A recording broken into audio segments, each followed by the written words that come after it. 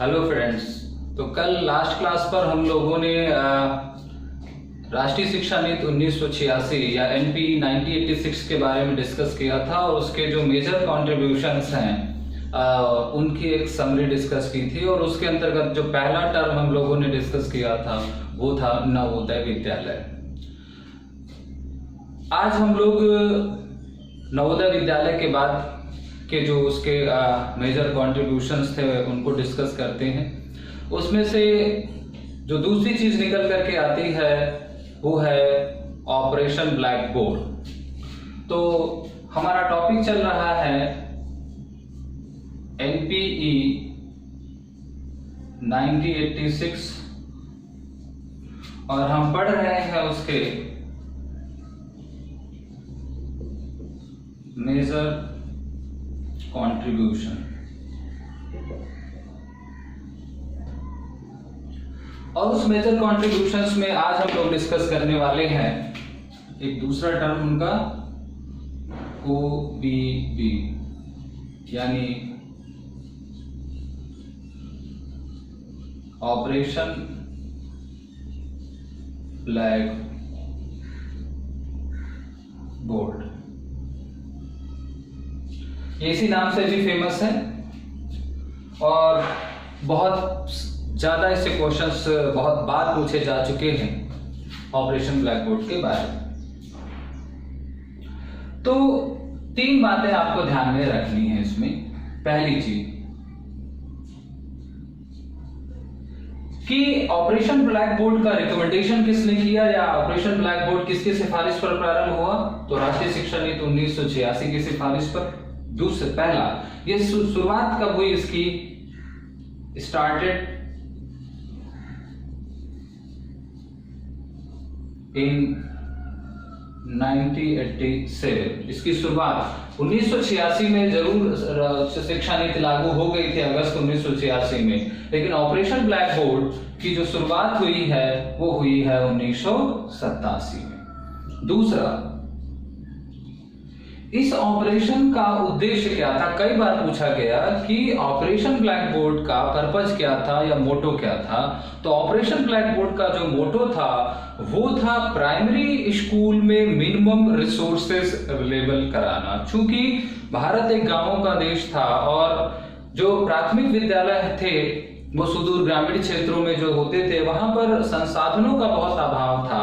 अर्थात वहां पर न कमरे थे न टीचर थे, तो फिजिकल रिसोर्सेज की भी बहुत कमी थी और ह्यूमन रिसोर्सेज की भी कमी थी। तो रिसोर्स अवेलेबल कराना था, न्यूनतम संसाधन। तो इसका जो उद्देश्य था वो था प्राथमिक विद्यालयों में न्यूनतम संसाधनों की उपलब्धता को सुनिश्चित करना या उपलब्ध करवाना। तो दूसरी बात है कि ये जो था अरेंजमेंट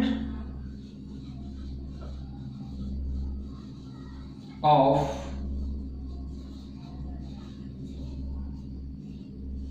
minimum resources in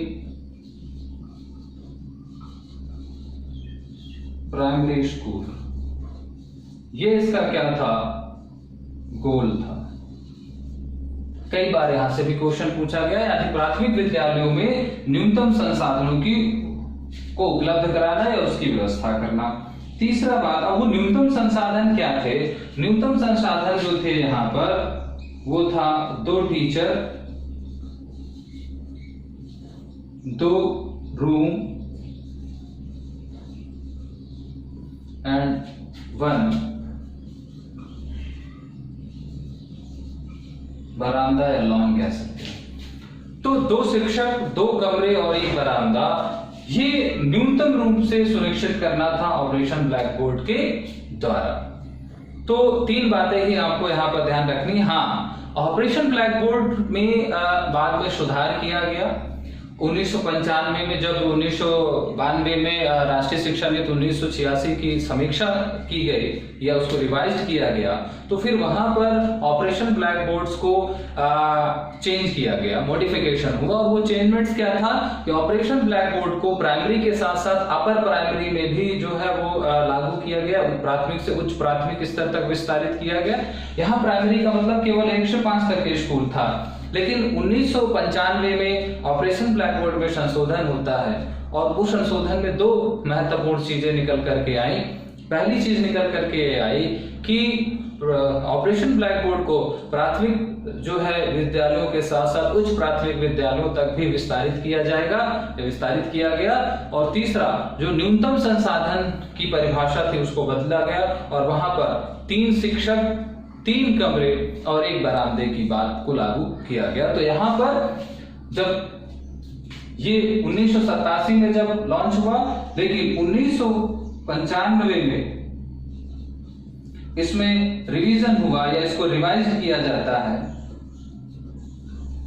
और रिवाइज करके क्या रखा गया, रिवाइज में 2 चीजें हैं, उसको अपग्रेड किया गया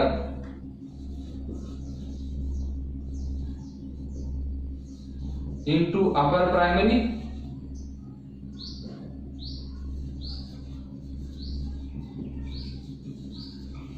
और दूसरा अपग्रेडेशन था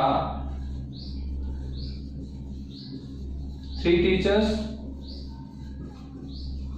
3 रूम्स एंड 1 लॉन, या उसको बरामदा कह सकते हैं।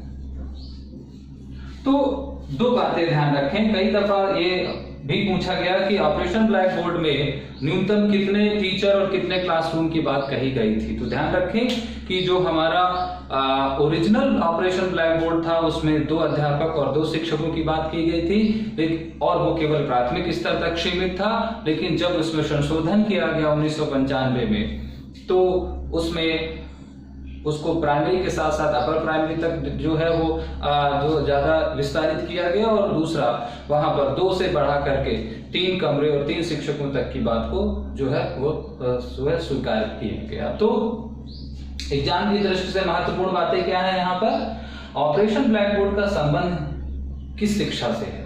ऑपरेशन ब्लैक बोर्ड का संबंध प्राथमिक शिक्षा से है। दूसरा, ऑपरेशन ब्लैक बोर्ड का उद्देश्य क्या था? ऑपरेशन ब्लैक बोर्ड का उद्देश्य प्राथमिक विद्यालयों में संसाधनों को सुनिश्चित करना था या न्यूनतम संसाधनों की व्यवस्था करना था। अब वो कौन से संसाधन? दोनों संसाधन, मानवीय संसाधन और भौतिक संसाधन। कभी कभी क्वेश्चन ये पूछा गया कि क्या ऑपरेशन ब्लैक बोर्ड केवल फिजिकल रिसोर्सेज के लिए था, या केवल इसमें बिल्डिंग की व्यवस्था की गई, या केवल इसमें मानवीय संसाधनों की व्यवस्था की गई? तो ध्यान रखें कि ऑपरेशन ब्लैक बोर्ड में जब न्यूनतम संसाधन अरेंजमेंट की बात आती है तो वहां पर प्राइमरी लेवल पर फिजिकल रिसोर्स और ह्यूमन रिसोर्स दोनों की बात होती है। तो न्यूनतम संसाधन की व्यवस्था करना और उस न्यूनतम संसाधन के अंतर्गत मानवीय संसाधन और भौतिक संसाधन दोनों को शामिल किया जाता है। अब वो न्यूनतम संसाधन का लिमिट क्या था? तो लिमिट था 2 कमरे और 2 शिक्षक। जब इसमें 1995, तीसरा बिंदु यहाँ पर आप एक याद रखें कि ऑपरेशन ब्लैक बोर्ड में चेंजमेंट्स कब लाया गया या कब संशोधन हुआ? तो वो संशोधन हुआ 1995 में। और फिर संशोधन के बाद क्या हुआ? संशोधन के बाद प्राथमिक से के साथ साथ उच्च प्राथमिक तक विस्तारित किया गया, और दूसरा 2 शिक्षक और 2 कमरे की जो परिभाषा थी उसको 3 शिक्षक और 3 कमरे तक विस्तारित किया गया। तो राष्ट्रीय शिक्षा नीति 1986 का जो दूसरा मेजर कंट्रीब्यूशन था वो था ऑपरेशन ब्लैक बोर्ड, और इसी ऑपरेशन ब्लैक बोर्ड के द्वारा प्राथमिक विद्यालयों में जो है वो संसाधनों की, शिक्षकों की और बिल्डिंग, इमारत आदि की व्यवस्था, फर्नीचर की तमाम चीजें वहां पर उपलब्ध कराई गई। चलिए, तो नवोदय विद्यालय और ओबीबी यानी ऑपरेशन ब्लैक बोर्ड के बाद तीसरी चीज जो हमें लोगों को जाननी है वो है यहाँ पर एनएलएम। तीसरा हम लोगों ने वहां पर पढ़ा था एनएलएम। एनएलएम का मतलब है नेशनल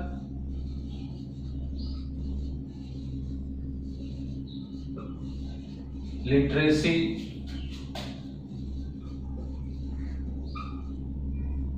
मिशन, या इसी को हम लोग कहते हैं राष्ट्रीय साक्षरता मिशन। आप लोगों ने टेलीविजन पर इसका बहुत बार एडवर्टीजमेंट भी देखा होगा। जब हम लोग दूरदर्शन के समय में ये बहुत फेमस था और इसके बहुत सारे एडवर्टीजमेंट आते थे। तो एनएलएम के बारे में पढ़ते हैं। एनएलएम का भी संबंध जो है वो राष्ट्रीय शिक्षा नीति यानी एनपी 1986 से है। अब इसके बारे में इससे भी बहुत सारे क्वेश्चंस पूछे जाते हैं और बहुत इंपॉर्टेंट टॉपिक है ये हायर एजुकेशन का। फुल फॉर्म आपको ध्यान में रखना है। अब पहली चीज कि ये जो मिशन था या ये जो प्रोग्राम था या जो ये कैंपेन था, ये कैंपेन स्टार्ट कर दिया गया। पहली चीज तो ये स्टार्ट हुआ, स्टार्टेड इन 1988, 1988 में ये स्टार्ट हुआ।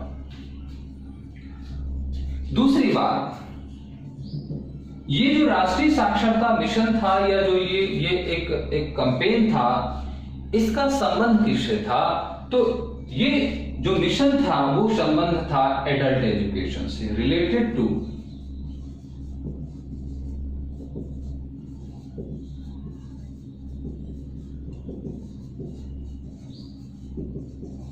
एडल्ट एजुकेशन यानी वयस्क शिक्षा।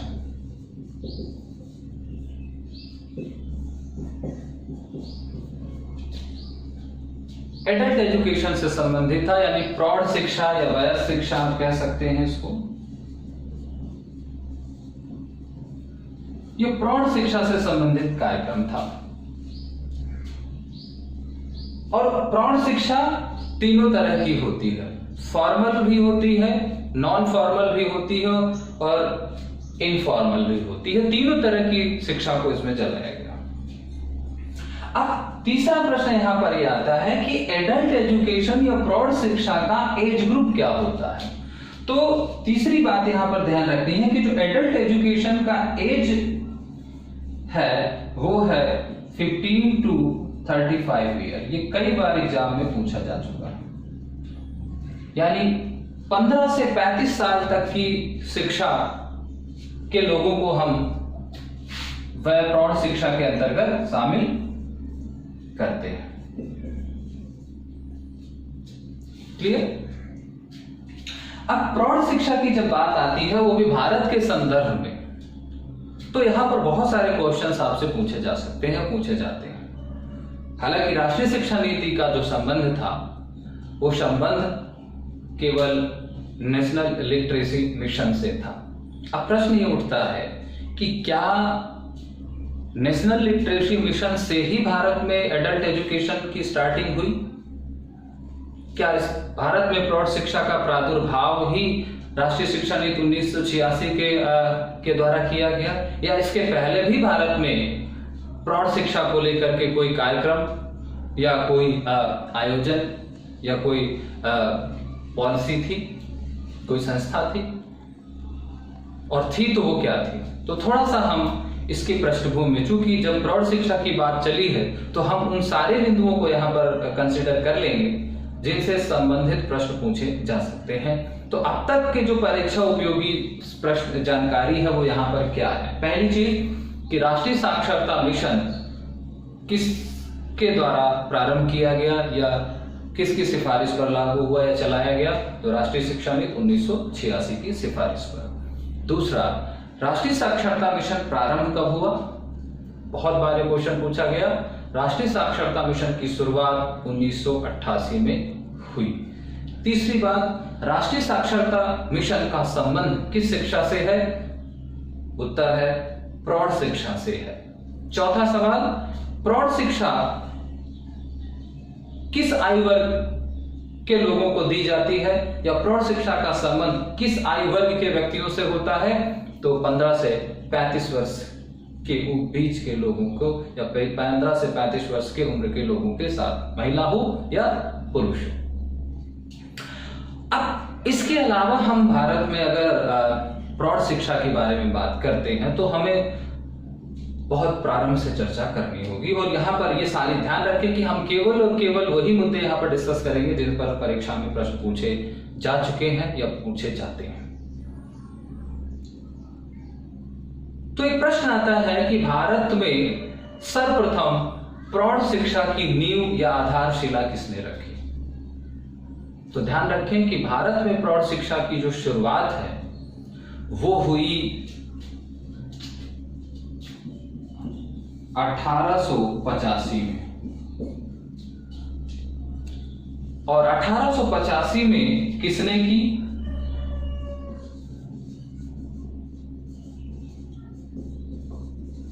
ज्योतिबा फूले, महाराष्ट्र।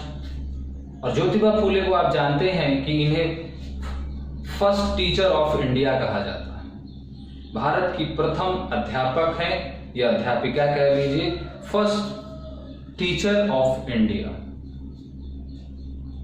ज्योतिबा फूले ने की। और ज्योतिबा फूले ने 1985 में क्या हुआ था? नाइट स्कूल यानी रात्रि विद्यालय उन्होंने खोले थे। और इन रात्रि विद्यालयों में 5:30 PM to 10 PM तक शिक्षा दी जाती थी, यानी शाम को 5:30 बजे से रात 10 बजे तक। ये तो कई दफा पूछा जाता है, ये यहां से अब सवाल क्या पूछे जाते हैं कि भारत में प्रौढ़ शिक्षा की शुरुआत कब से हुई औपचारिक रूप से? तो भारत में प्रौढ़ शिक्षा की सर्वप्रथम शुरुआत जो है वो ज्योतिबा फूले के द्वारा की जाती है। दूसरा प्रश्न, रात्रि विद्यालय या सायंकालीन विद्यालय भी कहीं कहीं पर इवनिंग स्कूल भी कहा गया, नाइट स्कूल भी कहा जा सकता है इसको। तो नाइट स्कूल या इवनिंग स्कूल किसके द्वारा खोले गए? ज्योतिबा फूले के द्वारा खोले गए। और ये रात्रि स्कूल किसके लिए खोले गए थे? प्रौढ़ शिक्षा के लिए या एडल्ट एजुकेशन के लिए खोले गए थे।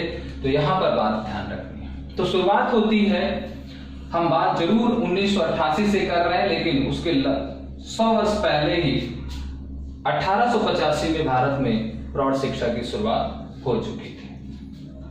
अब इसके बाद क्या 1885 के बाद सीधे 1988 आता है? नहीं, इसके बाद आता है 1912 का समय।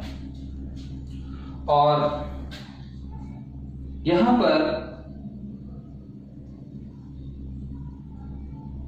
जगह है मैसूर और व्यक्ति हैं एम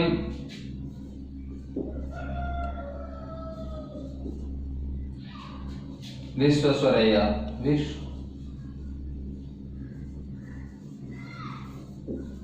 एम विश्वेश्वरैया का आप नाम जानते हैं। 1955 में ये भारत के एक बहुत फेमस सिविल इंजीनियर थे। और इनका जो जन्मदिन है वो 15 सितंबर 1860 को हुआ था। और उनके जन्मदिन को भारत में ही अभियंता दिवस या इंजीनियरिंग डे के रूप में मनाया जाता था। और ये आधुनिक भारत के बहुत बड़े जो थे वो एक इंजीनियर थे, सिविल इंजीनियर। और भारत में जो 5 ईयर प्लान था, हालांकि वर्ल्ड में फर्स्ट जो 1936-40 के आसपास रूस ने प्रथम जो है पंचवर्षीय योजना लागू की पूरे विश्व में, लेकिन विश्वेश्वरैया महोदय ने 1920 में अपनी किताब में 5 ईयर प्लान के बारे में बात की थी कि भारत को अगर हमें रिवोल्यूशन लाना है, भारत के अंदर अगर प्रगति लानी है, तो हमें 5 वर्षीय योजनाएं बनानी चाहिए। और भारत में जो पंचवर्षीय योजना के सूत्रधार थे, उन सूत्रधारों में जो है विश्वेश्वरैया का जो है वो योगदान है। और उसी कारण उनको 1955 में भारत रत्न से सम्मानित किया गया। तो ये मैसूर के दीवान बने, मैसूर के दीवान थे। तो मैसूर के 19वें दीवान के रूप में इन्होंने काम किया। उस समय इन्होंने programme of educational programme for adult education start किया। अब प्रश्न यहां पर क्या पूछा जाता है? देखिए, भारत में educational programme for adult education, भारत में प्रौढ़ शिक्षा के लिए कार्यक्रम अगर हम बात करें कि सरकार के द्वारा कब प्रारंभ किए गए, क्योंकि विश्वेश्वरैया सरकार नहीं थे, क्योंकि उस समय भारत अंग्रेजों की गिरफ्त में था और ब्रिटिश भारत कहलाता था। तो गवर्नमेंट लेवल पर भी प्रश्न पूछा जाता है कि first educational programme for adult education started by the government या first educational programme for adult education is govern by या launched by the private organisation या किसी व्यक्ति विशेष के द्वारा। तो जब औपचारिक रूप से फॉर्मल जो है लेवल पर एडल्ट एजुकेशन प्रोग्राम की बात आई तो उसमें विश्वेश्वरैया का नाम आता है। तो यहां से भी पूछा जाता है कि इन्होंने क्या किया था। First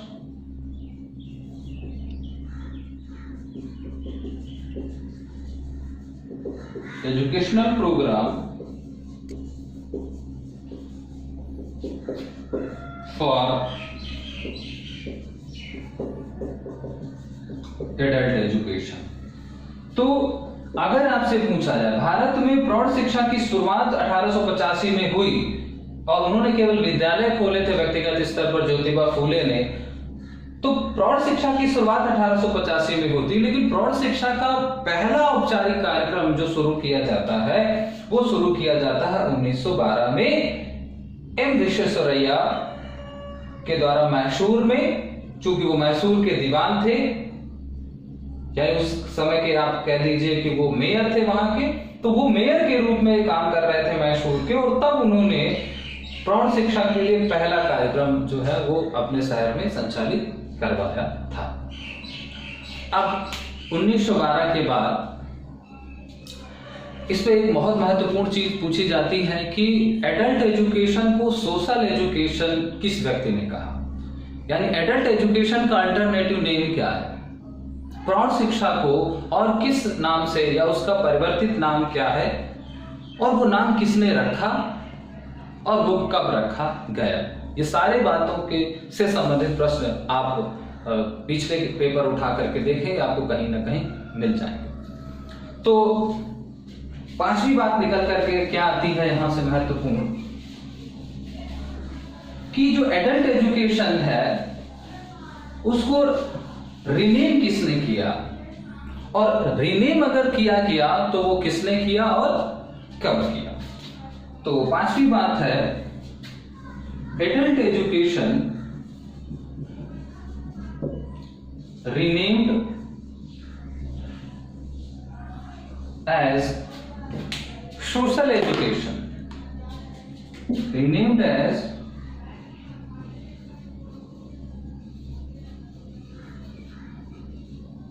social education by Abul Kalam Azad in 1948। अब इस स्टेटमेंट से 3 क्वेश्चन क्रिएट होते हैं। पहला क्वेश्चन कि एडल्ट एजुकेशन का अल्टरनेटिव नेम क्या होता है, या उसका अडल्ट एजुकेशन और किस नाम से भी जानी जाती है। तो एडल्ट एजुकेशन को हम सोशल एजुकेशन भी कहते हैं, प्रौढ़ शिक्षा को सामाजिक शिक्षा के नाम से भी जाना जाता है। दूसरा प्रश्न, प्रौढ़ शिक्षा को सामाजिक शिक्षा नाम किसने दिया।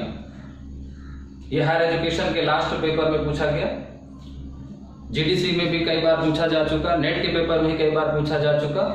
तो प्रौढ़ शिक्षा को सामाजिक शिक्षा का नाम दिया भारत के पहले शिक्षा मंत्री अबुल कलाम आजाद ने, जिनका बुनियादी तालीम या गांधी जी की जो कि वर्धा शिक्षा नीति है उससे बड़ा प्रत्यक्ष संबंध। तो अबुल कलाम आजाद भारत के पहले शिक्षा मंत्री थे और उन्होंने ही 1948 में, तो तीसरा प्रश्न क्या था, तीसरा प्रश्न था कि एडल्ट एजुकेशन सोशल एजुकेशन के रूप में कब से प्रयोग की जाने लगी या कब से जो है वो संबोधित की जाने लगी, तो वो ईयर है 1948। तो पहला प्रश्न, एडल्ट एजुकेशन का उपनाम क्या है, सोशल एजुकेशन। एडल्ट एजुकेशन को सोशल एजुकेशन किसने कहा, अबुल कलाम आजाद ने कहा या भारत के पहला शिक्षा मंत्री ने कहा, और कब कहा, 1948 में कहा। चलिए अब हम ध्यान रखिए कि ये जो चर्चाएं हम लोग कर रहे हैं क्रोनोलॉजिकल ऑर्डर में कर रहे हैं। आप समझ रहे होंगे कि हम लोग शुरुआत कहां से की, 1885 से की। 1885 के बाद हम लोग आए 1912 में, 1912 के बाद आए 1948 1948 में। अब 1948 के बाद जो ईयर आता है वो आता है 1969। 1969 में एडल्ट एजुकेशन से संबंधित क्या घटना घटती है? National board of adult education का गठन होता है। 1969 में क्या होता? एस्टैब्लिशमेंट ऑफ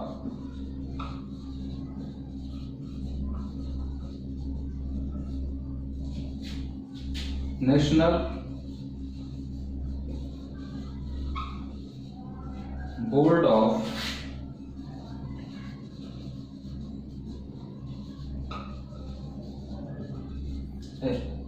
एडल्ट एजुकेशन, यानी प्रौढ़ शिक्षा का राष्ट्रीय बोर्ड या राष्ट्रीय जो बोर्ड था, जैसे UP board, CBSE board, ICSE board, तो वैसे एडल्ट एजुकेशन का भी एक नेशनल बोर्ड बनाया गया। तो उसकी स्थापना हुई 1969 में। फिर एक वर्ष आता है 1971 और इसी नेशनल बोर्ड ऑफ एजुकेशन की तरह एक डायरेक्टरेट ऑफ एडल्ट एजुकेशन बनाया गया।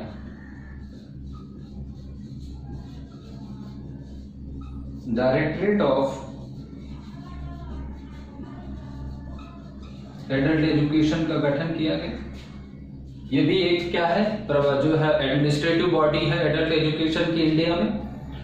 तो national board of education adult education ये भी एक एडमिनिस्ट्रेटिव बॉडी है एडल्ट एजुकेशन की। और डायरेक्टरेट ऑफ एडल्ट एजुकेशन, ध्यान रखें कि ये सारी जो चीजें हैं वो एनसीईआरटी के अंतर्गत काम करती हैं भारत के अंदर। फिर एक महत्वपूर्ण वर्ष आता है यहाँ पर, वो आता है 1978 और यहाँ पर प्रोग्राम एक लॉन्च किया जाता है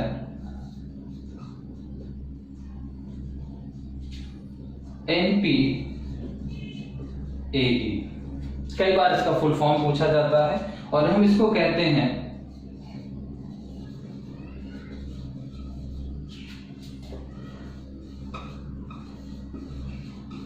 नेशनल प्रोग्राम ऑफ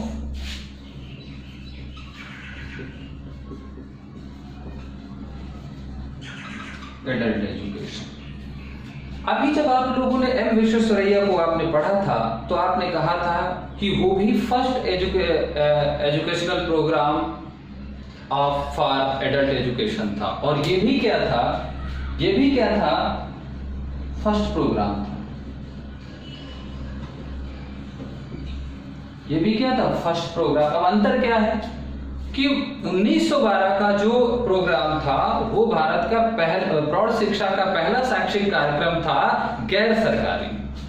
तो भारत में जो प्रौढ़ शिक्षा की शुरुआत हुई है वो नॉन गवर्नमेंट लेवल पर पहले स्टार्ट हुई, क्योंकि सीवी रमन जो हमारे एम विश्वेश्वरैया थे वो आधिकारिक रूप से जो थे वो आधिकारिक रूप से उन्होंने वो प्रोग्राम नहीं शुरू किया था गवर्नमेंट का, उन्होंने अपने व्यक्तिगत प्रयासों से वो प्रोग्राम शुरू किया था। यहाँ पर भारत सरकार के द्वारा ये प्रोग्राम जो है वो औपचारिक रूप से राष्ट्रीय स्तर पर प्रारंभ किया गया। तो भारत के अंदर सरकार के द्वारा प्रौढ़ शिक्षा के लिए चलाया गया पहला जो शैक्षिक कार्यक्रम था वो था NPAE। इसका फुल फॉर्म भी ध्यान रखना। और इसका जो स्टार्टिंग ईयर है, इसका जो प्रारंभ हुआ वो प्रारंभ हुआ 1978 से। और बाद में इसी प्रोग्राम के अंतर्गत की जो चीजें थी उसको NLM में कंसीडर कर लिया गया या नेशनल लिटरेसी मिशन में शामिल कर लिया गया। तो 1978 के बाद हम सीधे NLM पर आ गए थे, 1988 में आ गए थे। तो फिर अब एक प्रश्न ये आता है कि क्या 1988 के बाद प्रौढ़ शिक्षा के दिशा में भारत में कोई कार्य नहीं किया गया? तो बिल्कुल कार्य हुआ है। प्रौढ़ शिक्षा के बाद जो इसके बाद जो भारत में कार्य हुआ है वो हुआ 2009 में। इसके बाद ईयर आता है 2009 और यहाँ पर प्रोग्राम क्या लागू होता है? यहाँ पर प्रोग्राम लागू होता है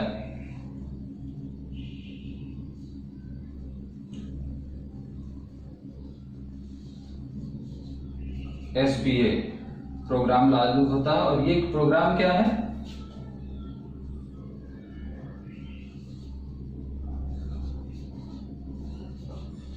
साक्षर Bharat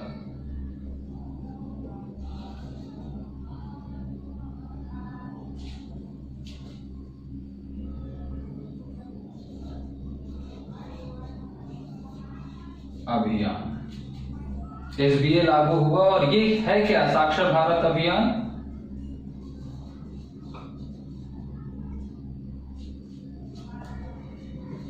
revised version of NLM, राष्ट्रीय साक्षरता मिशन का ही ये संशोधित प्रोग्राम था जो 2009 में कांग्रेस सरकार द्वारा साक्षर भारत अभियान नाम से चलाया गया। तो आप अगर देखें तो बहुत सारे जो है एग्जाम के पॉइंट ऑफ व्यू से हम लोगों ने पॉइंट डिस्कस किए। NLM के अंतर्गत NLM का संबंध डायरेक्टली तो राष्ट्रीय शिक्षा नीति 1986 से था, जो प्रोग्राम 1988 में प्रारंभ हुआ प्रौढ़ शिक्षा के लिए। लेकिन प्रौढ़ शिक्षा से संबंधित हम लोगों ने कई सारी बातों को समझा, कई सारी बातों को यहाँ पर जो है वो समझने की कोशिश की। एक अंतिम बात भी हम लोग और समझ लेते हैं यहाँ पर, कि वो बात है कि आप लोगों ने पेडागॉजी वर्ड सुना होगा। पेडागॉजी, और पेडागॉजी को कहा जाता है साइंस ऑफ चाइल्ड टीचिंग या चाइल्ड लर्निंग, यानी बच्चों को पढ़ाने के लिए जिस हम विज्ञान का या जिस शिक्षण शास्त्र का हम इस्तेमाल करते हैं उसे हम पेडागॉजी कहते हैं। यहाँ पर जब हम वयस्कों की बात करते हैं तो एक चीज निकल करके आती है एंड्रोगॉजी।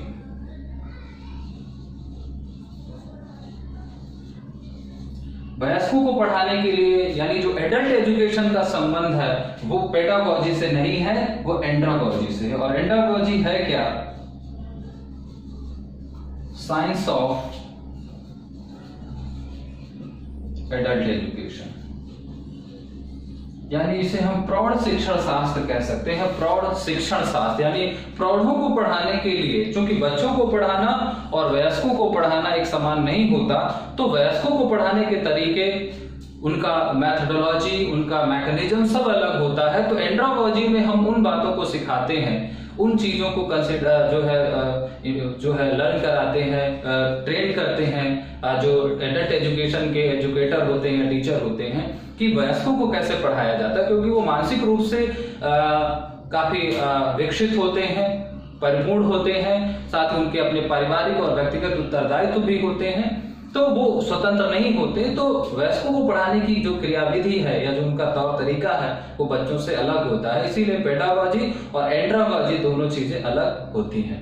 तो एंड्रोगॉजी, जब भी एडल्ट एजुकेशन की बात आए तो आपको एक चीज और दिमाग में रखनी है कि एडल्ट एजुकेशन मतलब एंड्रोगॉजी, और एंड्रोगॉजी मतलब कि साइंस ऑफ एडल्ट एजुकेशन या science of adult teaching learning भी कह सकते हैं। क्लियर? तो science of adult teaching learning कह दीजिए या साइंस ऑफ जो है वो एडल्ट एजुकेशन कह दीजिए। अब एंड्रोगॉजी को विकसित करने का जो श्रेय है वो है मैल्कम नेल्स का, जो एक अमेरिकन, और ये जो एक चीज ध्यान रखें कि एंड्रोगॉजी के जो फाउंडर हैं वो कौन है या इसको डेवलप किसने किया, तो एक नाम और ध्यान में रखिए, डेवलप बाय अमेरिकन एजुकेशनिस्ट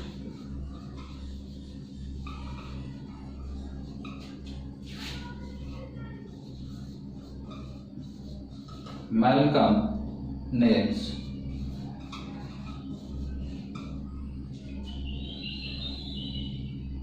तो मैल्कम नोल्स इनको कहा जाता है, मैल्कम नोल्स पढ़िए इनको। तो मैल्कम नोल्स ने 1970 में एंड्रोगॉजी को डेवलप किया था। ये उसके फाउंडर है, डेवलप जो है ये ओरिजिनेटर है। तो ये 10 बिंदु हम लोगों ने एनएलएम के अंतर्गत देखा, जिसमें से चर्चा हम केवल एनएलएम तक ही सीमित रख सकते थे, लेकिन चूंकि जब भी प्रौढ़ शिक्षा की बात आती है तो फिर उसके आगे पीछे का भी पता होना जरूरी है, ताकि हम परीक्षा में इससे संबंधित सारे प्रश्नों को हल कर सकें। तो चलिए, अब एनएलएम के बाद हम राष्ट्रीय शिक्षा नीति 1986 के योगदान के रूप में जो चौथी कड़ी थी उसको जरा पढ़ते हैं। और जो चौथी कड़ी थी वो है डाइट, DIET। बहुत नाम आप लोगों ने सुना होगा, अगर आप अध्यापक प्रशिक्षण कार्यक्रम से जुड़े हुए हैं तो डाइट को बहुत बेहतर तरीके से जानते होंगे। इसका फुल फॉर्म होता है district institute of educational training, अर्थात जिला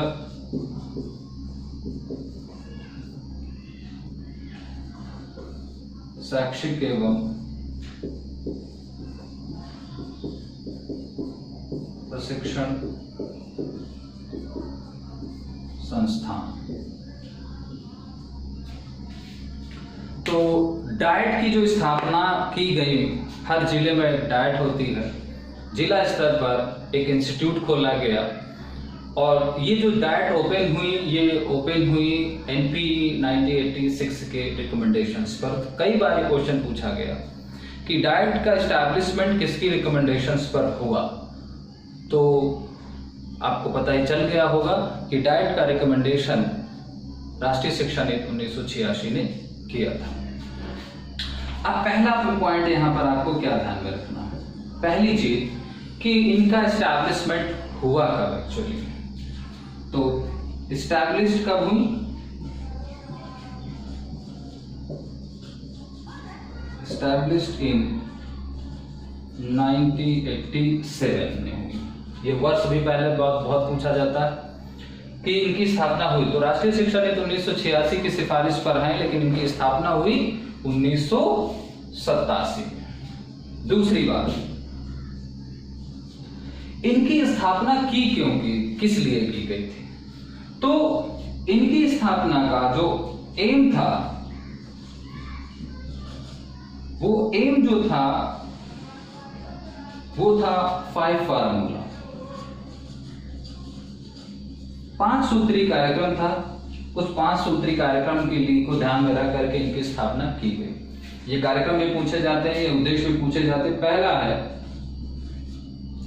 यूनिवर्सलाइजेशन ऑफ प्राइमरी एजुकेशन,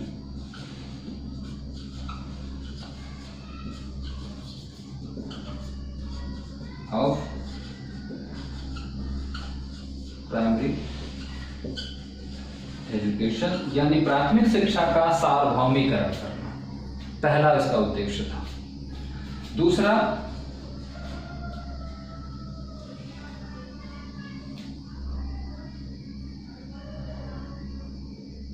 इसका काम था एडल्ट एजुकेशन।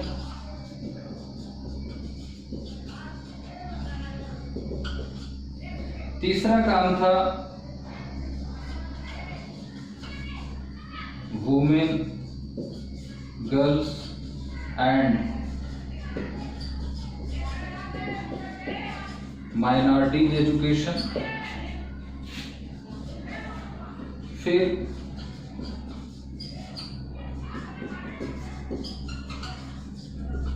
टीचर एजुकेशन, आप देखें कि BTC वगैरह यहाँ पर संचालित होता है। और पांचवा और अंतिम था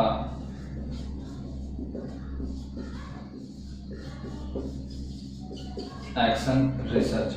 तो BTC जो डाइट्स की स्थापना हुई, वो डाइट की स्थापना इन्हीं 5 सूत्रीय कार्यक्रमों को लेकर के की गई थी। प्राथमिक शिक्षा का सार्वभौमिकरण करना, प्रौढ़ शिक्षा, महिला बालिका एवं अल्पसंख्यकों की शिक्षा, अध्यापक शिक्षा। बहुत देखिए डाइट पर बहुत सारे प्रोग्राम्स चलते हैं। एक तरीके की ये बेसिक एजुकेशन का एक यूनिवर्सिटी कहलाता है। डाइट जो होती है, डाइट को आप क्या समझते हैं? डाइट को आप एलिमेंट्री एजुकेशन की यूनिवर्सिटी समझें। बहुत बड़ा संस्थान होता है जिला स्तर पर।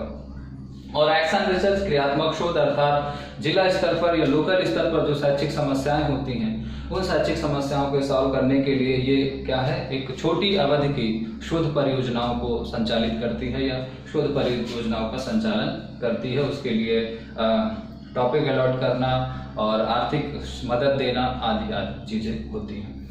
तो डाइट क्या है? डाइट का फुल फॉर्म आपको ध्यान में रखना है, district institute of education and training. यहाँ पर एजुकेशन भी कह सकते हैं। जिला शैक्षिक एवं प्रशिक्षण संस्थान, स्थापना कब हुई? स्थापना हुई 1987 में। स्थापना के उद्देश्य क्या थे? स्थापना के 5 सूत्रीय उद्देश्य थे। पहला, प्राथमिक शिक्षा का सार्वभौमिकरण करना। दूसरा, प्रौढ़ शिक्षा या वयस्क शिक्षा। तीसरा, बालिका शिक्षा एवं अल्पसंख्यकों की शिक्षा। चौथा, अध्यापक शिक्षा।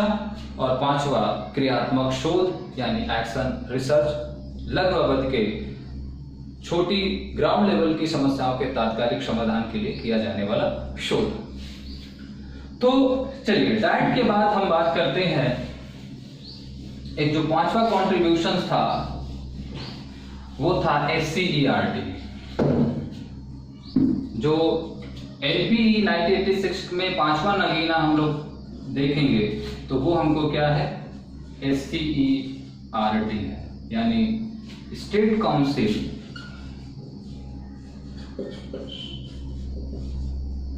Of educational research and training, या हम इसको ऐसे हिंदी में कह सकते हैं राज्य शैक्षिक अनुसंधान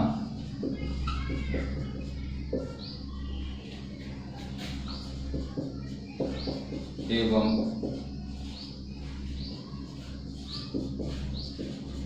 प्रशिक्षण परिषद। अब SCERT क्या होती है? SCERT एक तरीके का NCERT, यानी जब ये नेशनल लेवल पर काम करता है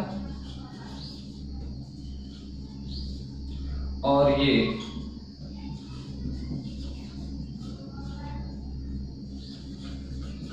स्टेट लेवल पर। अब ये SCERT ओपन क्यों की गई? आप जानते हैं कि NCERT यानी national council of educational research and training या राष्ट्रीय शैक्षिक अनुसंधान एवं प्रशिक्षण परिषद की जो स्थापना थी वो स्थापना थी 1961 में हो गई थी। 1963 में इसके रीजनल सेंटर भी खोल दिए गए थे, 5 रीजनल सेंटर थे। लेकिन चूंकि भारत एक बहुत बड़ा देश था और उस समय 1961 में जो शिक्षा थी वो शिक्षा राज्य सूची का विषय हुआ करती थी, लेकिन 1976 में शिक्षा जो है वो समवर्ती सूची में आ गई, अर्थात शिक्षा राज्य और केंद्र दोनों का विषय बन गया, कॉन्करेंट लिस्ट में आ गया। तो अब शिक्षा का जो दायित्व था वो केंद्र और राज्य सरकार दोनों का सम्मिलित दायित्व हुआ। दूसरा, भारत एक बहुत बड़ा देश था और दिल्ली में रह करके भले ही SCERT के रीजनल सेंटर 5 थे, लेकिन तब भी वो अपर्याप्त थे। वो भारत में विद्यालयी शिक्षा, जो NCERT का जो कार्यक्षेत्र था वो विद्यालय शिक्षा, संपूर्ण विद्यालय शिक्षा अर्थात कक्षा 1 से 12 तक की शिक्षा।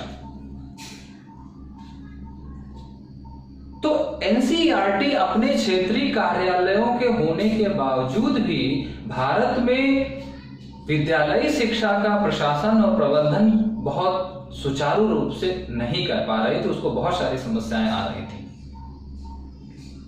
तो इसलिए जब राष्ट्रीय शिक्षा नीति 1986 बनी तो NCERT के कार्य दायित्व को कम करने की बात कही गई।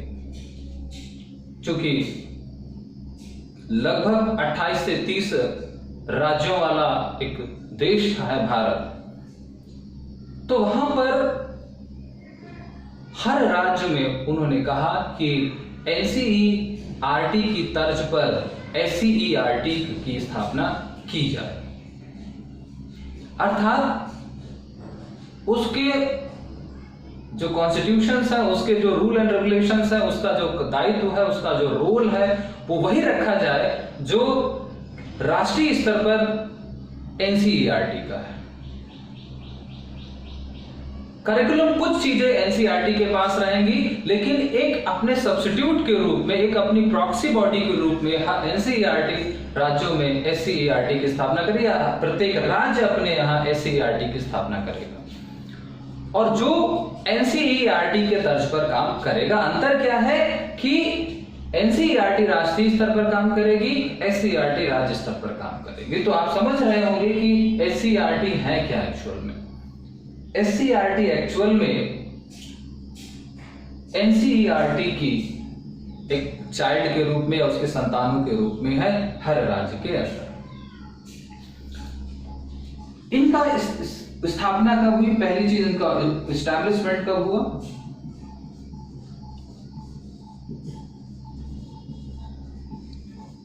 एस्टैब्लिशमेंट हुआ 1989। ध्यान रखें, यह भी पूछा जाता है कि जैसे जब एनसीईआरटी की स्थापना पूछी जाती है तो एनसीईआरटी की स्थापना हुई 1961 में, लेकिन जब एससीईआरटी की स्थापना की बात की जाती है तो उसका ईयर आता है 1989। जबकि सिमिलरिटी ये है कि लगभग काम विद्यालय शिक्षा की नियामक संस्था एनसीईआरटी भी है और विद्यालय शिक्षा की राज्य स्तर पर नियामक संस्था। अगर प्रश्न ये पूछा जाए कि भारत में राज्य स्तर पर विद्यालय शिक्षा की नियामक सर्वोच्च संस्था क्या है, तो आप क्या करेंगे? एससीईआरटी लगाएं, क्योंकि जितनी भी डायट्स होती हैं वो एससीईआरटी के कंट्रोल में काम करती हैं या उसको रिपोर्ट करती हैं, और एससीईआरटी एनसीईआरटी को रिपोर्ट करता है। तो ये राज्य स्तर पर होती है और राज्य स्तर के बाद हर जिले में डाइट होती है और डाइट सीधे कम्युनिकेट किससे करती है? एससीईआरटी। एससीईआरटी किससे कम्युनिकेट करती है? डाइट से करती है। और एससीईआरटी का जो हाई अथॉरिटी है वो एनसीईआरटी और एनसीईआरटी की जो हाई अथॉरिटी है वो एमएचआरडी है। तो एक दूसरे से चैनल के फॉर्म में ये जुड़े हुए हैं। तो एनसीईआरटी, अब बात यहां पर ध्यान में रखने वाली क्या है? एससीईआरटी है क्या? एससीईआरटी एनसीईआरटी की तर्ज पर राज्य स्तर पर विद्यालय शिक्षा की सर्वोच्च नियामक संस्था है या उसका एक ऑर्गेनाइजेशन है। एससीईआरटी की स्थापना किसके तर्ज पर की गई? एनसीईआरटी के तर्ज पर की गई। स्थापना कब हुई? 1989 में हुई।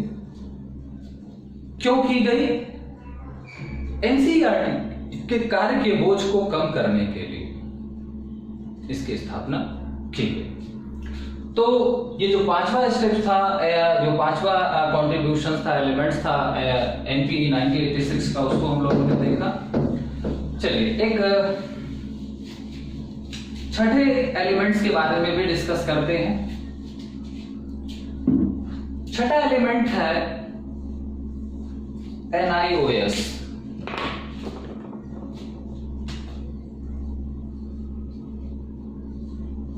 NIOS यानी इसको हम कहते हैं national institute of open schooling, या हिंदी में इसको हम कहते हैं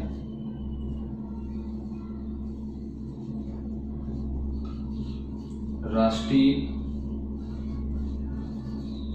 मुक्त विद्यालय संस्थान। अब NIOS है क्या? आपने NIOS वर्ड भी सुना होगा, और जब कभी भी हाई स्कूल और इंटर के रिजल्ट्स आते हैं तो आपने देखा होगा बहुत बड़े बड़े एडवर्टीजमेंट निकलते हैं कि फेल छात्र इसी वर्ष पास करें, इसी वर्ष अपना जो है अपना भविष्य बचाएं, अपना समय बचाएं। तो वो कहाँ से पास कराते हैं? NIOS के द्वारा पास करते हैं। और बहुत सारे लोगों ने बेटी से जो है NIOS से किया होगा। तो NIOS है क्या, चलो इसकी चर्चा हम लोग करते हैं। सबसे पहली बात तो इसकी स्थापना, एस्टैब्लिशमेंट कब हुआ?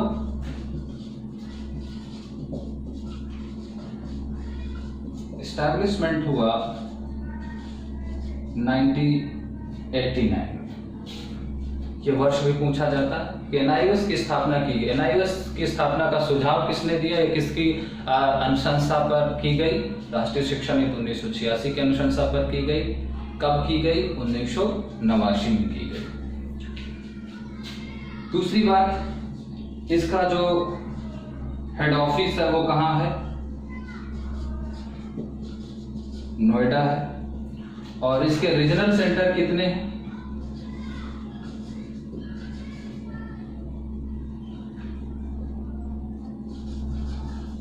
रीजनल ऑफिस कितने हैं? 14 है पूरे देश में। वो 14 कहाँ पर है वो हमारे लिए उतना महत्वपूर्ण नहीं है। अब स्थापना कहाँ पर, कब हुई, मुख्यालय कहाँ है, कितने क्षेत्रीय कार्यालय है, इन सब से को जानने के पहले हम ये जान लेना जरूरी था कि एक्चुअल में ये है क्या। तो ये भारत में स्कूल एजुकेशन का या स्कूलिंग एजुकेशन का नेशनल बोर्ड है क्या ये? इट इज अ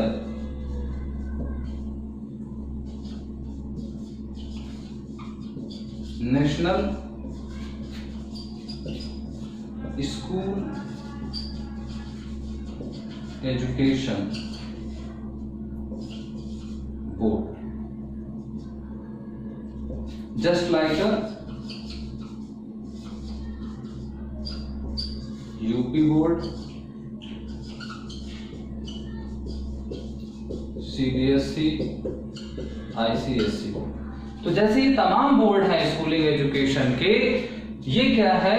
ये भी भारत का विद्यालय शिक्षा का एक राष्ट्रीय बोर्ड है। ये तो जैसे CBSE क्या है, वो राष्ट्रीय बोर्ड है। ये भी क्या है? राष्ट्रीय स्तर का बोर्ड। ये तो सब राज्य बोर्ड है, UP board, Bihar board, Madhya Pradesh board. लेकिन अब ये क्या करता है? ये करता क्या है? प्रोवाइड स्कूल एजुकेशन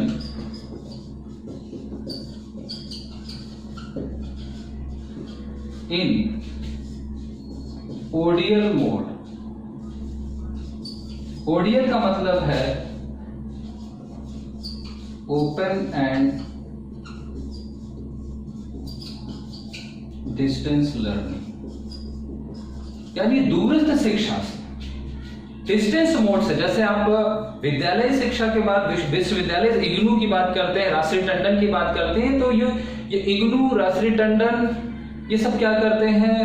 उत्तराखंड मुक्त विश्वविद्यालय, ये सब विश्वविद्यालय शिक्षा को डिस्टेंस मोड पर प्रोवाइड करते हैं। इसी तरह भारत में विद्यालय शिक्षा भी डिस्टेंस या दूरस्थ माध्यम से उपलब्ध है। और भारत में विद्यालय शिक्षा को दूरस्थ माध्यम से संचालित करने वाली जो राष्ट्रीय संस्था है वो है NIOS, भारत सरकार के द्वारा मान्यता प्राप्त। यानी जितनी कानूनी वैधता CBSE बोर्ड के 12 की होगी, उतनी कानूनी वैधता NIOS से जो बच्चा जो 12वीं करता है उसकी भी होती है, क्योंकि ये सरकार द्वारा मान्यता प्राप्त है, संसद से पारित कानून के माध्यम से स्थापित ये एक संस्थान है।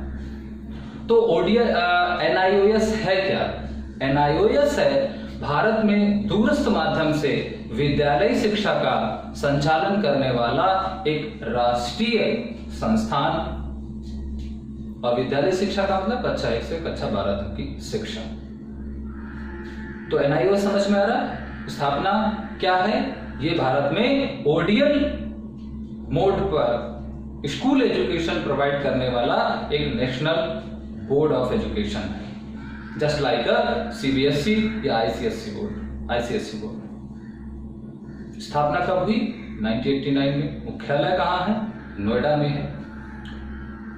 इसके क्षेत्रीय कार्यालय कितने हैं? 14 है। अब इसके बारे में और 2-4 बातें जान लीजिए कि इस विद्यालय में या इस बोर्ड में किसी भी समय प्रवेश लिया जा सकता है। इसमें एडमिशन का कोई बाउंडेशन नहीं होता, हर महीने जो होते हैं वो एडमिशन होते हैं। तो सत्र में वर्ष में किसी भी महीने या किसी भी दिन इसमें प्रवेश लिया जा सकता है। किसी भी उम्र का व्यक्ति इसमें प्रवेश ले सकता है। दूसरी बात, ये वर्ष में 2 बार परीक्षाएं आयोजित कराता है, एक बार इधर अप्रैल मई में और इधर अक्टूबर नवंबर में। तो 2 एग्जाम साइकिल होती हैं इसकी। फर्स्ट एग्जाम साइकिल अप्रैल मई, सेकेंड एग्जाम साइकिल अक्टूबर नवंबर। तो एडमिशन उम्र भर ले सकते हैं, परीक्षा वर्ष में 2 बार आयोजित होंगी।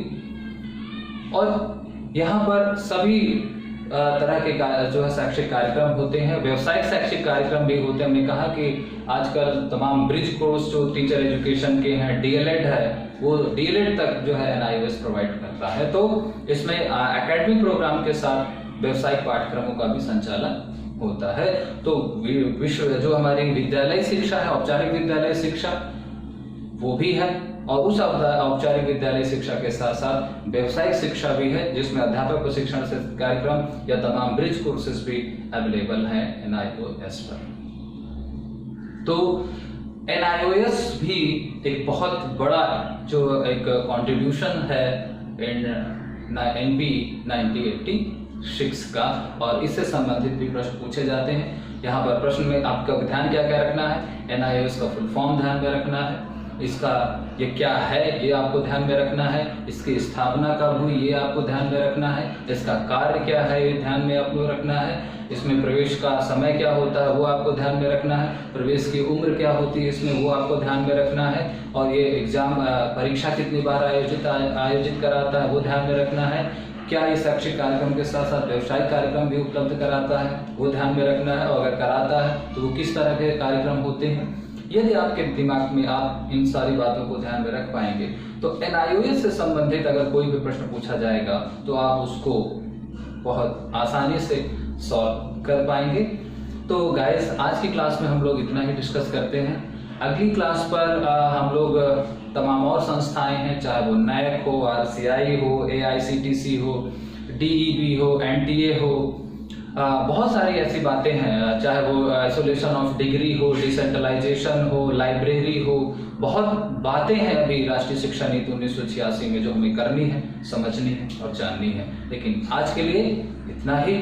Thank you so much for the watching video. और अगर आपकी कोई क्वेरी हो, आपकी कोई जिज्ञासा हो या आपका कोई फीडबैक हो तो हमारे कमेंट सेक्शन में जरूर बताइए, हम उसको अपनी क्लास में आगे कंसीडर करेंगे।